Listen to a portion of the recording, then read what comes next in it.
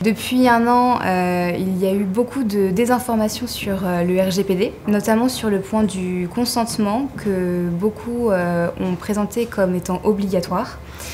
Sauf qu'en fait, le consentement, c'est simplement une des 6 finalités. On a pu voir depuis un an beaucoup de sites internet qui ont mis en place en fait, un recueil de consentement dès le premier accès au site via une fenêtre pop-up. En fait, le consentement n'est vraiment pas obligatoire. C'est du cas par cas en fonction des données qui sont collectées et de l'utilisation qui en est faite. Il est recommandé d'avoir une politique de confidentialité distincte pour votre site internet et non pas une politique de confidentialité générale pour toute l'entreprise, tout simplement parce que les données personnelles que vous collectez ou que vous utilisez sur vos sites internet ne sont pas les mêmes que les données personnelles que vous collectez auprès de vos salariés ou de vos fournisseurs.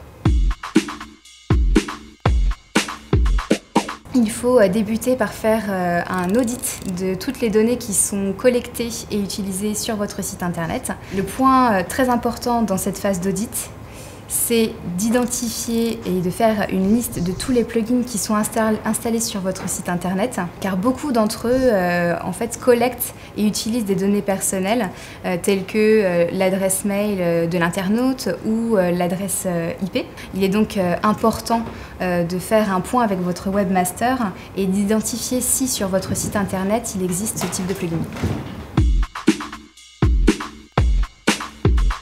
Le dépôt du cookie Google Analytics n'est possible qu'après consentement ou prolongation de la visite sur le site. De ce fait, tous les utilisateurs et tous les internautes qui ne visitent qu'une seule page ne sont pas comptabilisés. La RGPD en fait n'a pas fait baisser l'audience, elle a fait baisser le taux de fuite, et cette baisse de taux de fuite est la sensation de perte d'audience que vous avez. C'est exactement ce que nous essayons de faire au sein d'Atmosphère, en bannissant par exemple tous les plugins qui récupèrent des données qui seront stockées hors Union européenne. Dans cette démarche-là, nous essayons de paramétrer Google Analytics pour le rendre compatible RGPD et donc pouvoir le faire fonctionner sans consentement dès la première visite. Nous utilisons le principe d'anonymisation de l'IP. L'anonymisation de l'IP consiste à brouiller les 3 derniers chiffres de l'adresse IP de l'internaute qui visite votre site et donc de rendre son identification impossible. En complément de ça, nous contrôlons et maîtrisons exactement les données que nous envoyons depuis nos serveurs à Google Analytics.